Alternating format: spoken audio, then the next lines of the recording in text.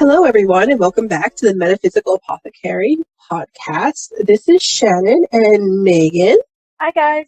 We are your hosts, also known as the Scorpio Sisters, here to explore the mysterious, the magical, and the arcane. A big way that we use names to develop relationships with not just other people, but also our animals that we're guardians of, objects that we have an influence.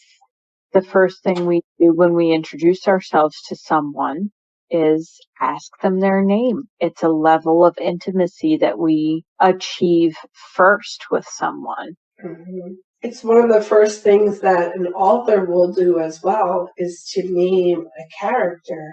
A writer will name a character in order to understand that character better and how they'll act in certain situations. Yep. And sometimes you'll name a character, keep accidentally calling that character by the quote-unquote wrong name person is telling us that we named them incorrect. And of course, characters have a little bit of freedom where they can influence the quote-unquote wrong name to be said enough times so that way you can understand that, hey, this is the name that I prefer. This is the name that aligns with my energy. Exactly. Unfortunately, animals don't have that. And I've met quite a few unfortunately named cats and dogs in my lifetime. Yeah. I have a cat. We rescued her from the sewer on a rainy day, and she was meowing and not happy. And I was in college at the time when she was rescued, so I didn't actually have a role in giving her a name, but my cousin and one of my brothers did. And for some reason, they chose the name Tabby, as in she's a tabby cat. The worst thing you can do to a cat. So when I got home from college and found out the poor cat's name, I renamed her Tabitha with the nickname of Tabby. I named her after Samantha Stevens' daughter from Bewitched. And I happen to love Bewitched, so it fit for me. Similarly, my sister's very first cat that she ever adopted was also a street cat. And understanding the power of the name that this cat would have for the next, she ended up living to be 17 years old. She actually reached out to me because she knew that I had a deep interest in the meanings of words and that sort of analysis. We came up with the name Adelaide, which means noble-natured. We called her Addie, which she endured. She was okay with that, but she was 100% a little princess. Yep. She had to have things where they needed to be, and her paws were always perfectly white. And no, you may not touch her belly or her ears or anything else unless you're mama.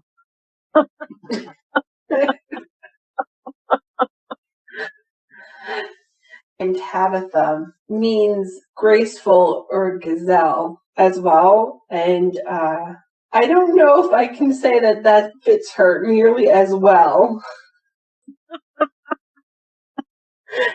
as Adelaide fits Addie's name, because my little girl has got a big pear bottom, and she takes a very long time to determine whether or not she can jump on the shortest piece of furniture in the house.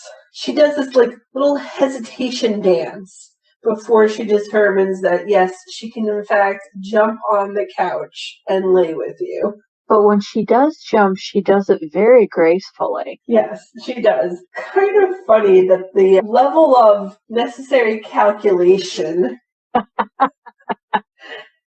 doesn't exactly fit with a gazelle. They just gracefully jump. Mm-hmm. She's trying to live up to her name. Yes. Interestingly enough, speaking of contradictions in names, our cat Simon, who passed away last year, he was a 15-pound Russian blue, very robust boy. And as I said, his name was Simon, which means listen or hearing. Most of the time, the listening and hearing was not done by Simon, it was done by us because he was very vocal. But he did have these huge satellite ears when he was a kitten. They looked like they were just much too big for his head. He looked like a fennec fox. As he grew, he eventually sort of grew into them, but they still just looked gigantic on his little apple-shaped head. Also, he was really good at listening to your needs before you knew what you needed. That is very true. He was an excellent familiar in that way. And he listened to the tones of our voices. He knew when I was in danger of having a panic attack and would very often come and just flop down on me with his heavy body weight before I had the chance to fully immerse myself in the attack. So he did live up to his name, just not in the way you expect. Yes. So that's another interesting thing about names. They may not manifest exactly the way you feel they should. We name our pets and sometimes even things like cars so that we have something to call them. It develops this level of intimacy and rapport with things. I always name my car. My very first car was a 1997 Geo Metro. They are about the size of a Matchbox car. And her name was Gina. I feel like with the personality of this car, she would not have run for me if I had not given her a name or learned her name. She wouldn't have started for me. My wife names her cars too. My current car's name is Vivian. Shyer than Gina was. Interestingly enough, Vivian is actually my high school French name. Interesting. It means lively. It was an exercise in our first class where we had to research names that were either originally from France or popular in France in the current day. And if we didn't have a name that could be perceived as French, we had to pick a name that was French. We did that in Spanish class too, and I think a lot of people, especially living in the United States, can relate. And we got to choose, we got to name ourselves, which is just an example of being allowed to choose the vibration we wanted to emulate. My Spanish name was Carmen. I am sure you were very Carmen in those classes too. I was. I associated the name Carmen at the time with Carmen Sandiego, who is just an absolute badass. I can even think of some of the operas that have Carmen in it, and she's normally a badass. Exactly. Breaking the social norms of everyone's life as it was. Right. And I know that during my French classes, yes, I was very much like Vivian, where for the most part I was quiet until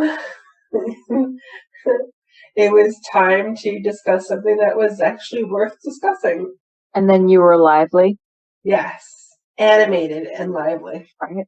This is a great example too of how we can apply names to things to actually change our surroundings, even change ourselves. We can change ourselves and take on a different facet of our persona just by taking on a new name. And what that does is it actually sends a signal to our frequency. This is what we're doing right now, and may make it easier to draw the energy forward to create the magic that we want to create and to put our intention out there. It puts us in the mindset. Mm-hmm. And we see mundane examples of this all the time. Actors will take on stage names, and authors will take on pseudonyms, even depending on the genre that they're writing about. It may not even be to protect their identity in some cases. This is a tradition that actually goes back many thousands of years as well. Even deities will take on pseudonyms to accomplish specific things.